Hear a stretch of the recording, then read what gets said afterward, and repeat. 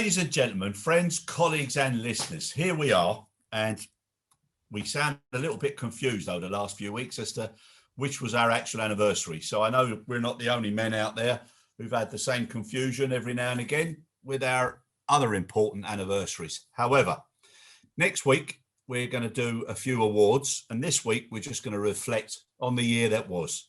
So Stephen, welcome, sir. Nice to see you again. Thanks a lot, Chris. Good to be here. And firstly, may I say very happy Easter to you, Kath, and all the family. It's Easter Sunday as we're recording this. We're a day late this weekend. Again, that's a weekend in a row. That's something that's been unavoidable. But nonetheless, happy Easter to everybody, and I wish everybody a very blessed Easter this year. Second Easter for most under lockdown, I suspect. Yeah, no, you're right. And what a lovely way to start the show. And in a few hours, I should be dressing up as a full Easter bunny for my two granddaughters that are coming over for an egg hunt. So I should be prancing around the garden in an Easter bunny outfit. So I'll send you photographs of that, Steve, later on.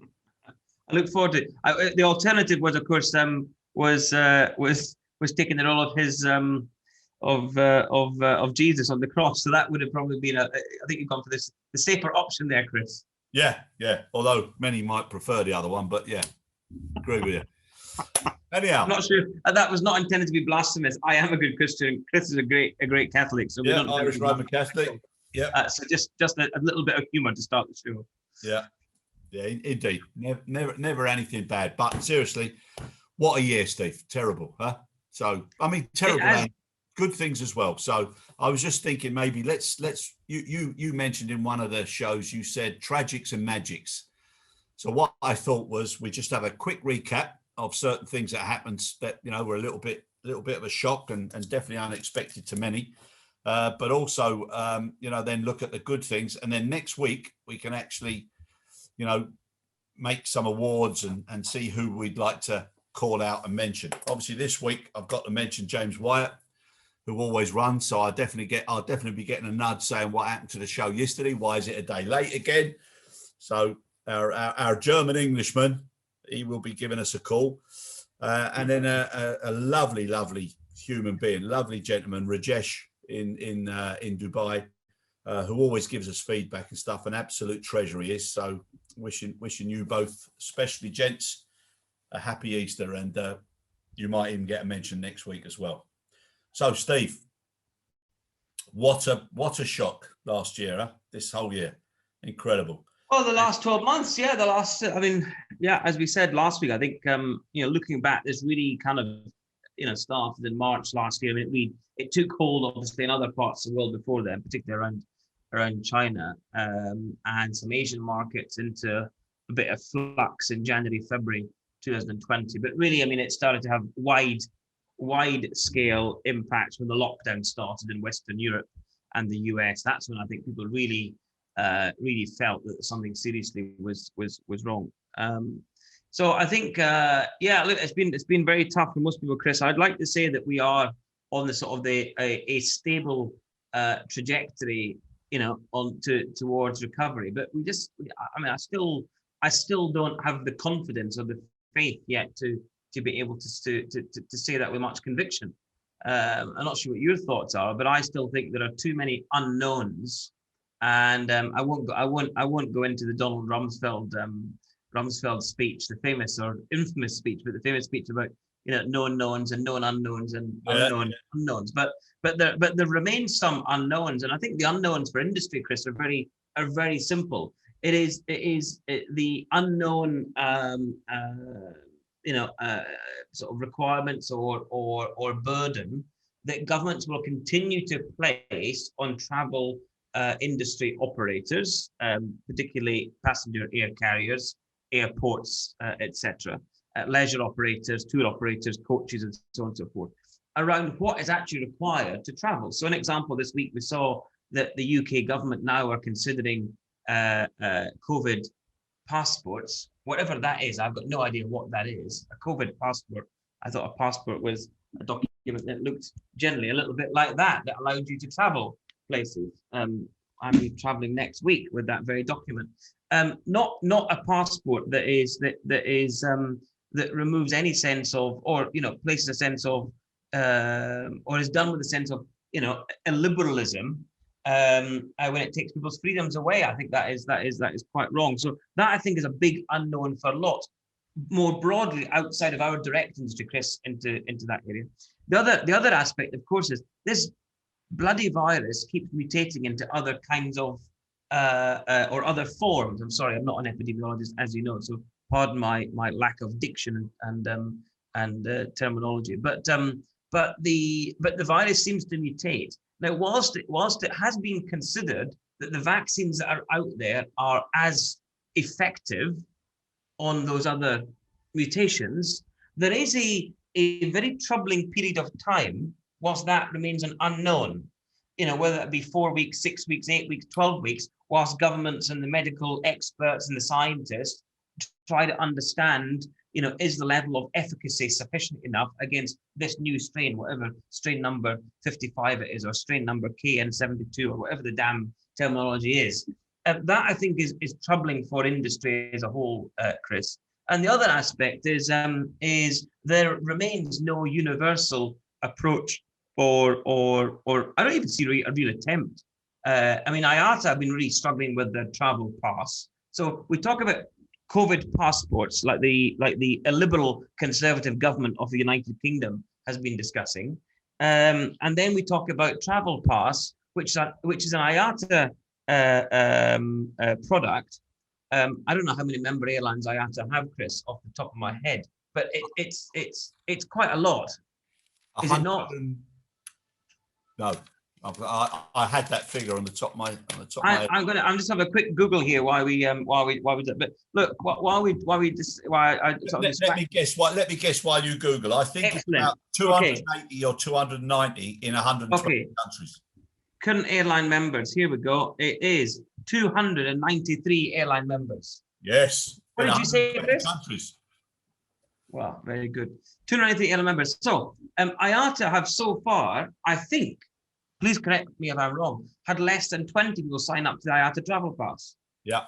So if they can only get less than 10%, not even 5% of their members to sign up to this damn travel pass, what hope in hell's chance does airline X in country Y have in trying to get its shit together, pardon my phraseology, get its shit together in trying to become compliant and fly people again, which is all that they want to do. I think these are the three key unknowns for me, Chris, that are holding us back in trying to recover, as other people look after vaccines and look after healthcare, we quite selfishly in our industry have to look after ourselves because nobody's going to do it for us. And clearly government will not do either. Yeah, no, I think, right. So firstly, I think what you said there about the passports, travel passes, etc. That's one of the illnesses we got in our businesses. As soon as something is necessary, we will find a solution. But as soon as we find a solution, everybody wants to jump on board and have their own sort of variant of the solution. And that's where we let ourselves down, because then it causes too much confusion. Nothing is done 100% and people don't know what to do, what to commit themselves to. So going back to one of the positives of this particular issue, the word collaboration, which everybody was using in the early days, that's so important. They need to come together and do something that makes sense, have standards, and then it doesn't matter how many versions of it, as long as it all meets those standards, people can do it. I agree with you. That's going to be buzzing around for a long time.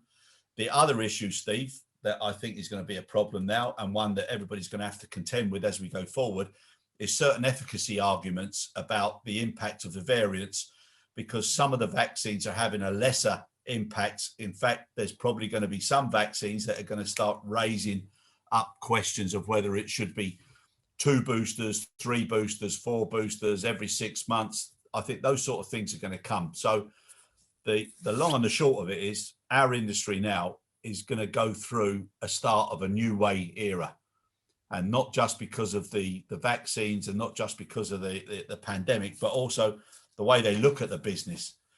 So what I'd like to just go through is some buzzwords now that lots of people have heard of or definitely start to use more than ever before. You don't strike me something that likes a buzzword or an anagram, Chris. I like anything that makes my mind work more than normal. Now, but seriously, now that you've seen lots of articles and stuff, and they talk about RASM and CASM and about revenue available, per seat mile and cost available per seat mile. Those sort of arguments are going to come, and they're going to challenge the passenger side. Well, the only country that uses those two that you just reeled off is the US. So it must have been an American article you're reading, because everybody else uses RASK and CASK. Yes. But I'm just catering for Hollywood, Steve. So I'm hoping that someone. How about catering for 80% of the world and rather than just the US? No, mate. I'm hoping that someone out there will call us up as a part of the film. So when they do the follow up, like they did, it's funny. I was doing a piece of work, Chris. I'm sorry to cut across your train of thought. I know it'll come straight back to you, but we were doing a piece of work last year for a customer airline, and it was the first time that I'd been, obviously been exposed to RASM and CASM, but we've never actually operated, let's call it, in the weeds on Imperial measurements. Bloody hell, it was a struggle. We couldn't get our American customer to understand RASK and CASK. Yeah. Why would we think that they would? Of course, and our team, we were struggling with the concept of a RASM and CASM because for 20 years in the industry, I've only used RASK and CASK. But then it brought to mind another sort of anomaly of aviation. When you look at the Imperial system, up in aviation, so we talk about altitude in feet, but horizontal visibility in meters. Yeah, we measure runway distance in meters, but and we measure pressure in bars and inches. All these sort of curious little quirks with our industry I've always found rather bizarre. And then of course you get into Russia, and then everything changes. All bets are off. And so the trick was, if you remember, it's a real diversion now from where you were RASM and CASM. But the point is the same, or sort of attached to it, which was the Air Transat incident. Remember, into the Azores, where the fuel uplift was, I think, given in kilos or given in pounds and kilos, and the refueler or somebody had converted it, and lo and behold, funny enough, it ran out of gas. Halfway over the Atlantic, which is always a trifle troublesome. But therein lies the difficulty with getting yourself involved in measures that you're not used to. So I'm sorry to cut over you there. I'm not used to RASM and CASM, so that was why I got. It's no problem. It's no problem, mate. I lived in the States, and I realised that no matter how much you tried, you couldn't change certain ways, which you've just covered superbly. And it reminds me of an item that was on the news when we went decimal in the UK, and it had a lady going into the greengrocers, and she asked for a pound of potatoes. Potatoes, yeah. A pound of potatoes, and they said, "Madam, it's now it's kilos." So she said, "Okay, give me a pound of kilos then." She could change the word potatoes, but she couldn't change the pound. And some things are here to stay, so, yeah. Well, she'll be trouble. She'll end up. I hope she's cooking for a few more. If she she goes from a pound of potatoes to a kilo of potato. That's quite a difference. Yeah, no, but a pound of kilos. That's pound of kilos. The best one. Yeah. But no buzzwords that people are using. So right, you've very nicely distracted you. No. You covered from both sides. The 80-20 rule, well done. You brought that in, so that's nice as well. But seriously, buzzwords that people have started to think more about now every day. So you covered epidemiology, you covered efficacy, which is going to be around for a long time. Boosters are going to be around for a long time. Now, something that I know is close to your heart, quarantine.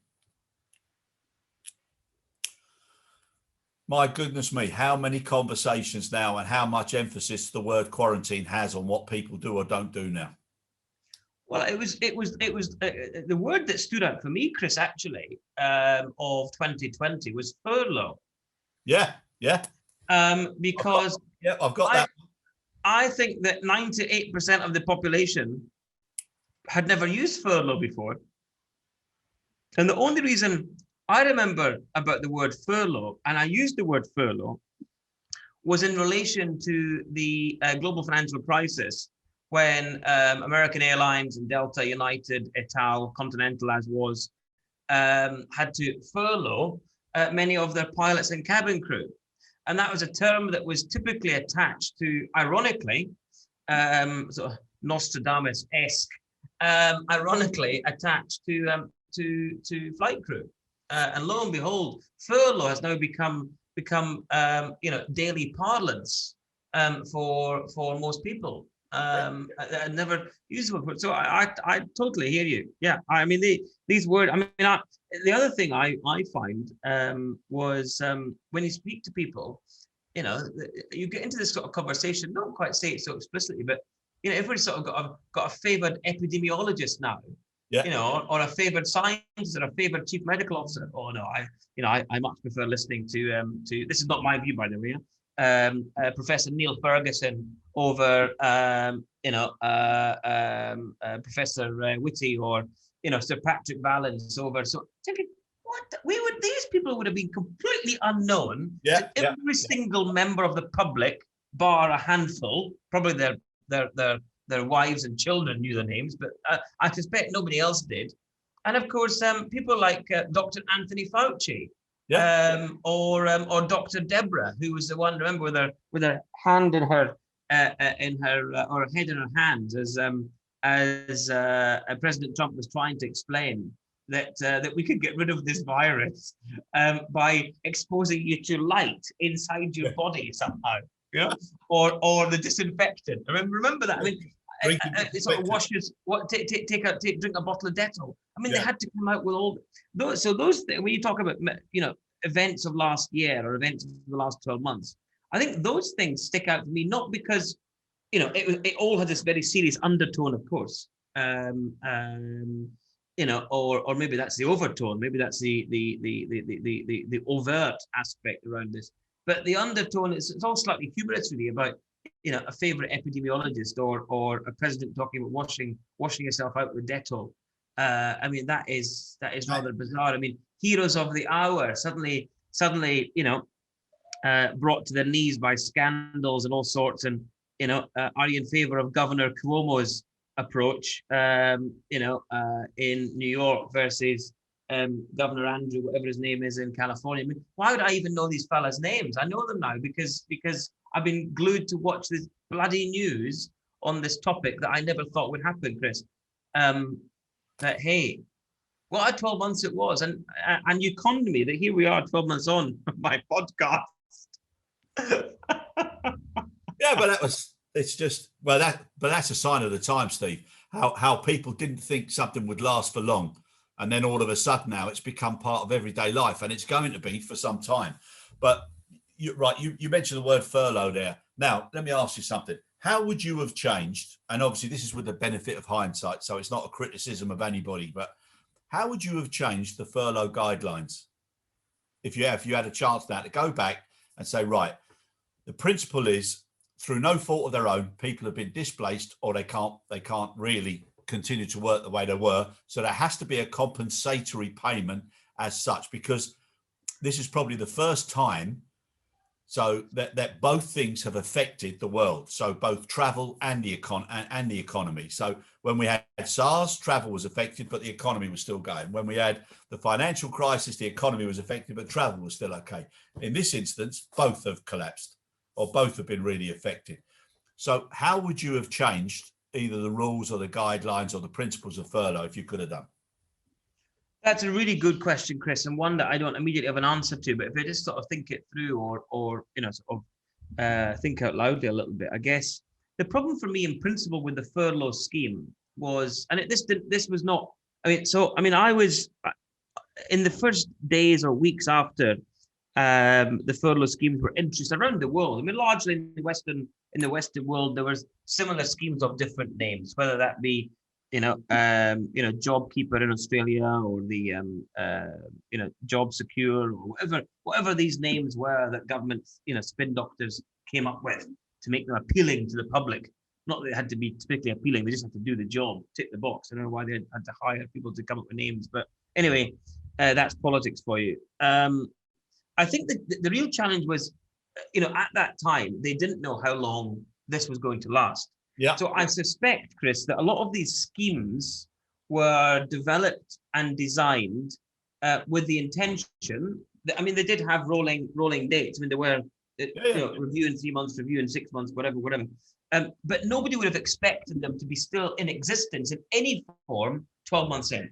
So I think that's problem number one. So it's very difficult to sit in the seat now with hindsight and suggest what should have been different at that time. However, what could have been different at that time, Chris, I think is much more care. Remember, this is not government money, this is taxpayers' money, right? Government doesn't have money. That's what I'm coming to. Government does not have money. This is a common misconception. So, well, the government will pay it. No, mate, I paid, or you paid, or somebody else paid. So that has to sort of be front and center when you think about it. So, in thinking about it that way, Chris, I think the problem was, yes, we didn't know how long it was going to go on. However, there were many organizations who I would suggest were already slightly paralyzed in their own very existence or their own being, and their business actually just a simple set of accounts from Companies House that you or I could jump on the internet now and print off. We would have established the viability of the going concern of these organizations prior to them being given a very privileged arrangement of taxpayers' cash. So yep. I think the filter was not that good. However, they did the right thing. I mean, so save jobs. Okay, so I would have put a more of a stringent lens on it, Chris. The second thing is, because of that rolling nature around it, I think what people got into the habit of, quite frankly, and I say it quite blatantly. I mean, I won't particularly be friendly or polite about saying of people sat on their arse and got money from the taxpayer. And they sat on their arse quite happily, a lot of them. Now, some people would say, how dare you, Stephen? I didn't, that was not of my own making. I said, no, you're absolutely right. But a lot of friends that I know, including myself, went to work in the local Waitrose, or went to work in supermarket, went to drive a van, I went to do something. Now, they say, well, yeah, but I still got my furlough money. Well, you didn't at that time. You couldn't. You could only get furlough if you didn't work. So there was a problem there. So I would say, you're sitting on your arse and getting money that I've contributed to in the exchequer. Fair enough. But the opposing view, I'm having a debate with myself here. But the opposing view actually is reasonable, which is, yes, but I was not allowed to work. The government didn't allow me to work.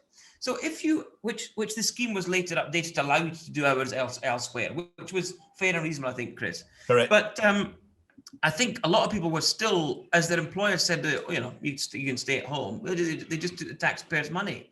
So I think that for me. It caused a bit of a rut, I think. I mean, people that were not highly motivated previously, I mean, they went to work, frankly, to probably put food on the table, to buy a packet of fags every couple of days and buy a pint at the local pub. I suspect they weren't going there because they were so impassioned about their employer or filling the coffers of their shareholders. I suspect there are very few in that boat. Now, one could say, well, that's fine. That's the culture, that's the environment in which we work. Very rare for people to, own their business or whatever. But actually, I would say the opposite. The backbone of certainly the UK business is small, medium-sized enterprises, ones like you and I run, Chris. It's not these big corporates. So people can get off their arse and they can go to work and they can do something else. The bit around that, though, however, for our industry, Chris, where people were, frankly, there was no job, there was no work. At an airport, the airport ceased to operate, airlines ceased to fly, and pilots can't fly airplanes. I mean, they can't just sort of get on an aircraft and there's nowhere for it to go.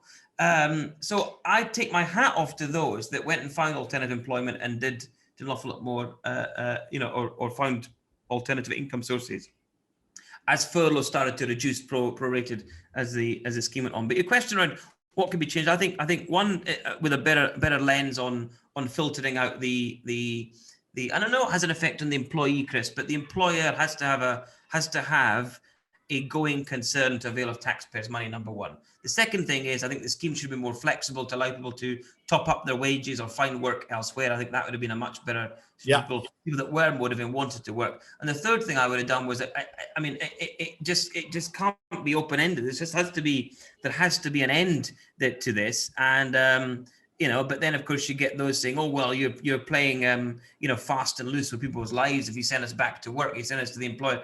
Actually, it's safe to get back to work. Get back to work now. If you choose not to go back to work, you will be sacked and you will no longer be in employment. That's what I also make sure the furlough scheme allowed, because a lot of people were saying, well, it's not safe. It's not safe. Teachers and all these people that suddenly became experts in epidemiology suddenly say it's not safe. Well, if you're not back in the classroom on Monday morning, you will not have a job and you will be sacked.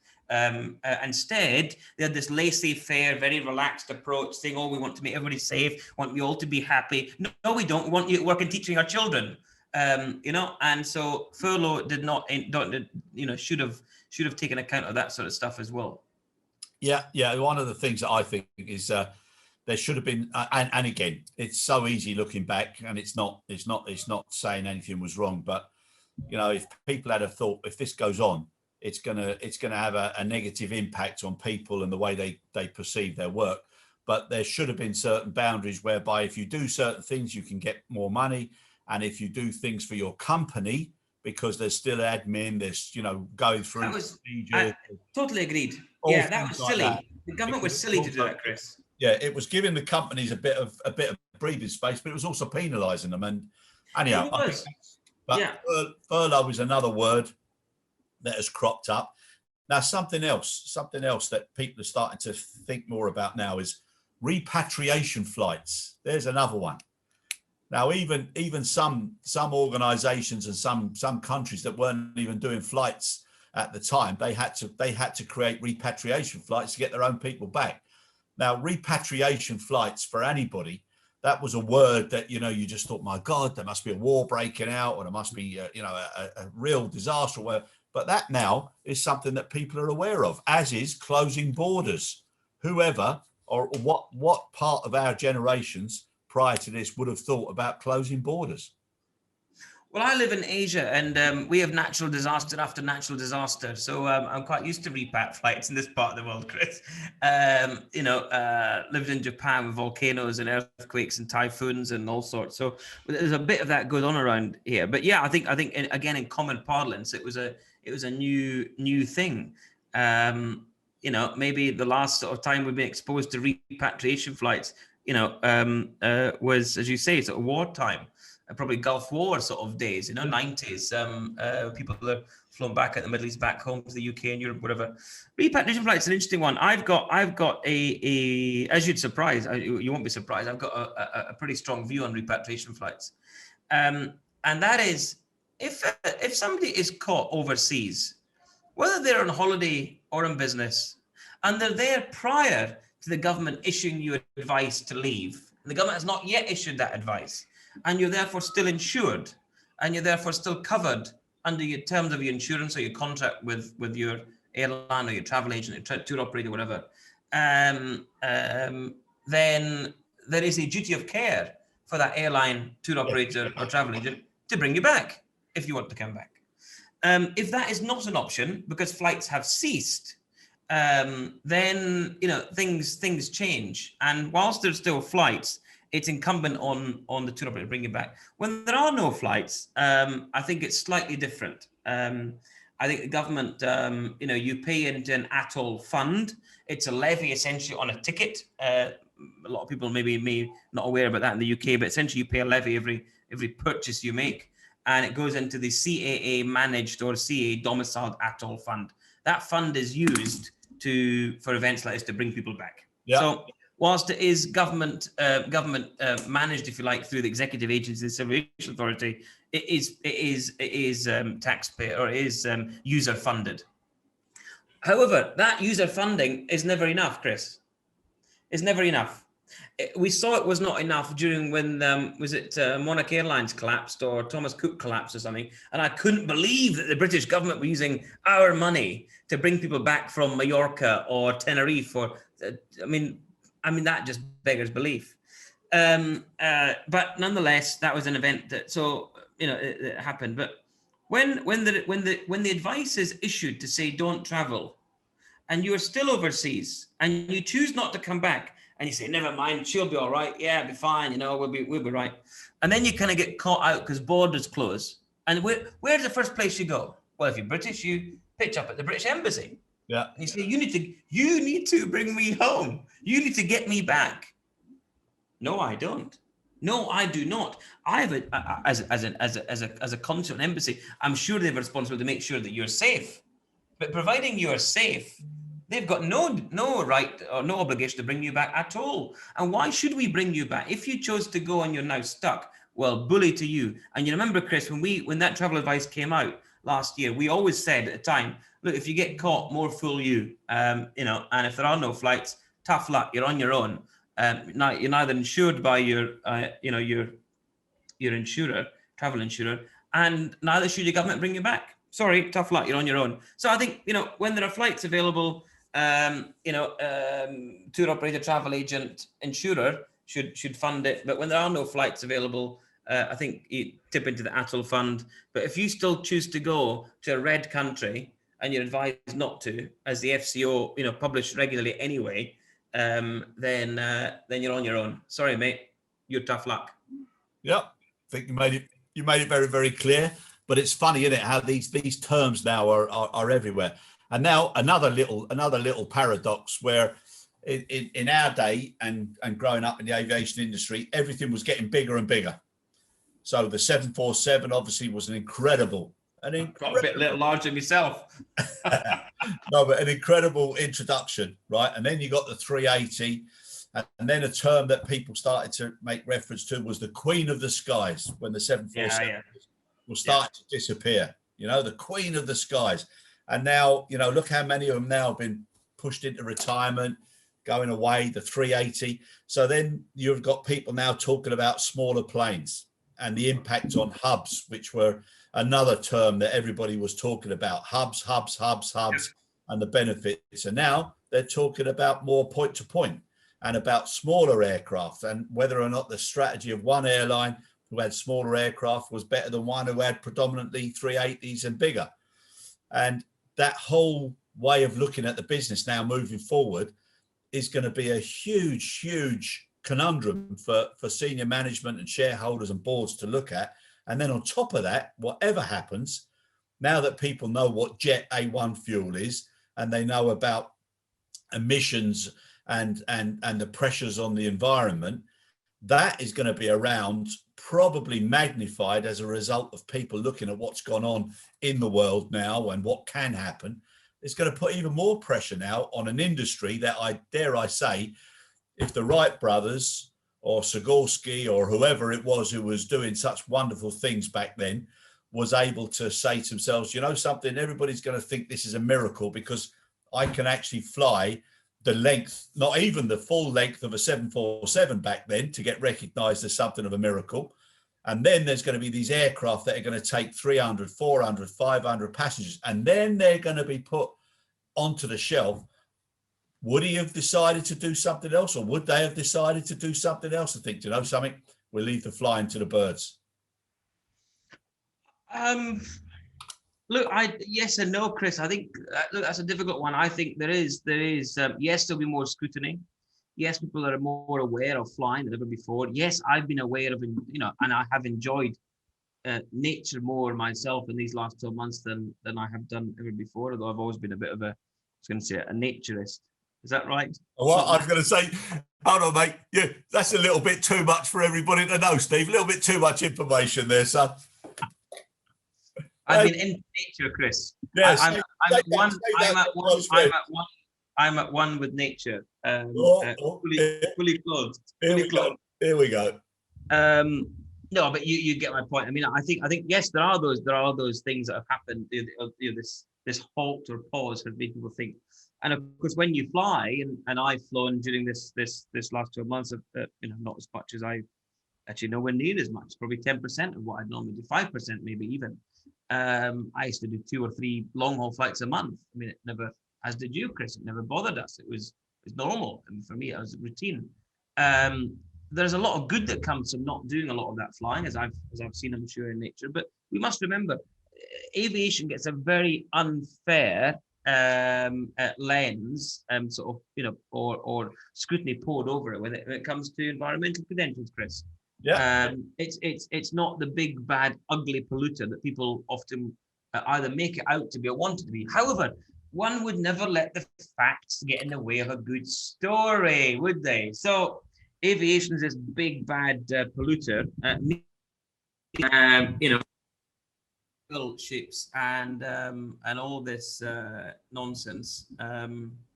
You know, and you know, people like Australia, who are completely deaf to climate change. I mean, completely deaf to climate change. All this mining and all that nonsense, you know.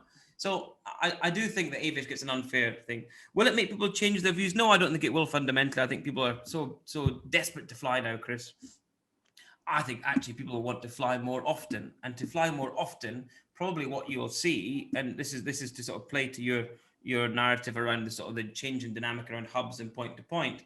I think people will fly more often point to point than before. Now, is that a new strategy? No, of course it's not, because actually when you look at a hub carrier like British Airways or Lufthansa, if you want to fly internationally in the UK with British Airways, where do you fly from? You can only fly from Heathrow. If you want to fly internationally with Lufthansa out of Germany, where do you fly from? Well, you can only fly from Frankfurt or Munich. However, EasyJet fly from Edinburgh, Glasgow, Birmingham, Manchester, Belfast, Newcastle, Bristol. EasyJet also fly from Berlin, Düsseldorf, Cologne, Niederrhein, ... to Palma, Malaga, Rome, Milan, Amsterdam, Lisboa, etc. You get my point? Yeah. So there is nothing new, Chris, in point-to-point travel. In fact, it's been around for 25, 30 years, really, since the advent of low-cost carriers. But, I mean, I remember the days when British Airways used to fly internationally from Birmingham, the Euro hub, as they call it, or from Manchester. They used to fly, heaven forbid, over the Atlantic. Who's come in to take that slot now? Aer Lingus going to start flying to places like New York, Boston, Orlando, I think, of all places. Heaven forbid, I don't know who the fuck would go to Orlando, but there must be a market. There must be a market in North England, I suspect, for Orlando. But anyway, look, people will change, Chris. But I think the advent of low cost carrier has been around for a long time. They already fly point to point. I think that will just continue, and I think we'll see even more growth, as we have seen in all these route announcements recently from the likes of Wizz Air, Ryanair, EasyJet, Vueling, all picking up new routes, all sort of digging their line in the sand and saying these are our markets, what we're going to pick up on, and the biggest losers will be the Neanderthals like Lufthansa. Like Iberia, like dare I say Air France, that are stuck in with a very difficult model that was predicated on O&D traffic over a hub, and that's going to be a real challenge for them, I think. Yeah. Meantime, Alitalia still survives. It's like the phoenix rises from the ashes once again. The Italian taxpayer must be. I mean, the Italians must be. I've known a lot of Italians. They've never struck me as being a very relaxed bunch. They're a bit uptight normally. They're very a lot of movement, and there's a lot of discussion, and they're very animated. That's why we get on so well. So I'm surprised that they're so quiet when it comes to Alitalia. But then again, the government every 6 months anyway, don't they? So yeah, but I Steve, I love the Italians. I love the food. I love the passion. And the thing is, with the Italians, it doesn't matter what size they are, what they look like. They've all got style. And it doesn't matter whether they say they like you or they want to smash 7 shades of whatever out of you. It sounds good. I love it. I'd love to be able to speak Italian. I love it. I think Italy is a great place. I think it's fabulous. I did live there in 2004 in a state called Emilia-Romagna, and it was wonderful and it was beautiful in Bologna, and it was fabulous. I was in my 20s. I had a whale of a time. I can imagine, mate. Yeah, that's one of the places I want to do a nice road trip eventually. So you should. Yeah. It's very good. Yeah. Right. So now we've upped the Italians, so that's fantastic. Now no, not the Italians. The Italian government, never the Italians. Yeah. Never the Italians. Yeah. Never the Italians. The Italian government. I think that's fair. I'm sure every Italian you meet will tell you that. Gotcha. Right, now something else that people are now aware of, and we're getting near to the end of this sort of tragic reference to terminology that people have started to grow used to, but Now we got the one with the like airlines hoarding cash, and also putting their aircraft into the boneyards. So whether it's Teruel in Spain, or whether it's the Mojave Desert, and also having to make decisions as to, if we went through another winter, how many aircraft would have to be moved again, and to, you know, to warmer climes. So the boneyards and airlines hoarding cash is something that's been seen in so many different now news articles and magazines, and on news programs, etc. I think very sad, really. I'm sure. I mean, we always, the famous sort of boneyards, as you put it, Chris, were those in the Californian deserts. I mean, or Arizona, Nevada. Where they sort of park up these airplanes, and that's it. They go to die a sort of very slow, painful death. But what I do think is quite interesting recently is, whilst that's just happened, and you mentioned the Queen of the Skies earlier, an aircraft I love dearly, 744. But rather than just go to the desert and sort of sit there and rot over many years, this sort of the new parting out from these aircraft, so that they're used again in some other means, whether it's for furniture or memorabilia. I think that is a fabulous way to sort of remember aircraft and airplanes in their heyday. But oh yeah, I mean, a lot of these boneyards have come up from nowhere, Chris. I mean, there were airports that were full of aircraft, only as temporary storage, I add, but that had never been used for that before. I found something ironic the other day. I found it as public knowledge, so I'm not disclosing anything that a client wouldn't want me to, but because they posted, one of our customers is the Qantas Group, as you know, Chris, and they had a fleet of Jetstar A320s. And they had them parked up. I think there was about 6 or 7 of them parked up in Seletar, which is the second airport in Singapore. So they had 6 or 7, whatever it was, A320s parked up in Seletar, which is good news that they've all flown back now to domestic Australia. And the domestic market in Australia is picking up nicely. It's a good market. It seems to be recovering very, very strongly. That pent-up demand has just allowed them to return these aircraft back into the fleet much earlier than they were anticipating, but no later than they wanted, I'm sure. In the meantime, there are Asian airlines who are not very far from me here that have aircraft sitting in Alice Springs. Yeah. And I couldn't help but think, this is a rather odd arrangement. There's an Australian carrier with half a dozen or more 320s next to me in Singapore, in Seletar, and there's an Asian airline in not too far from here with half a dozen aircraft sitting in Alice Springs. And I thought, is there something I've missed? Because surely that would have been an opportunity for them to have not avoided flying these things around, saying, actually, shall we do a swap? But then I thought, actually, I'm not really sure where my aircraft's better off. Is it better in Singapore, which is hot and humid and horrendous, and we know that humidity and aircraft don't go well together, or is it better in the dry desert of Northern Territory in Australia? I don't know. Maybe there's something to be said for their choice.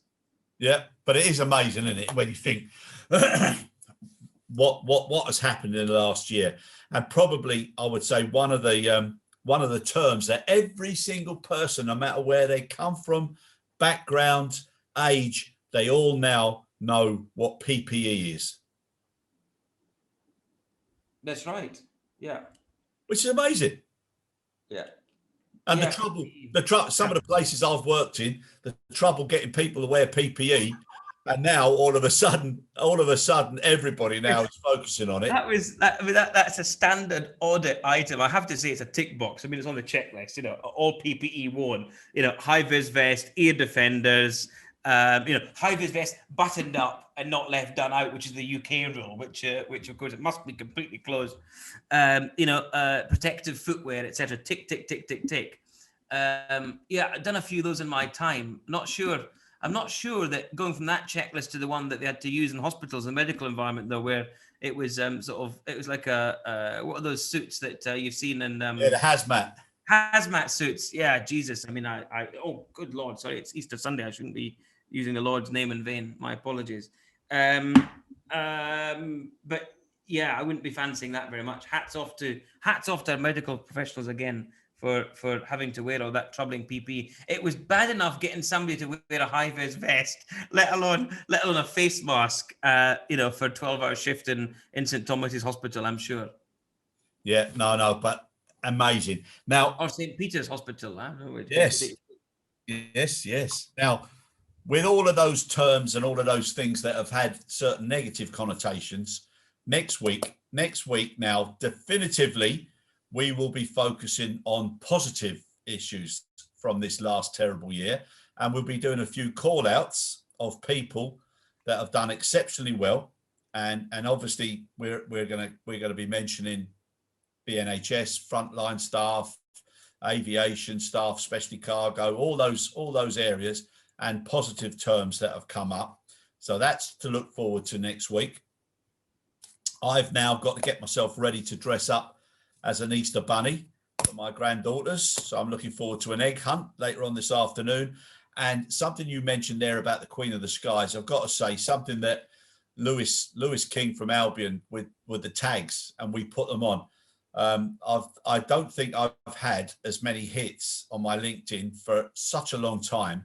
Those tags have become so popular. It just goes to show how much people care about the Queen of the Skies, Steve. I mean, it's an incredible thing.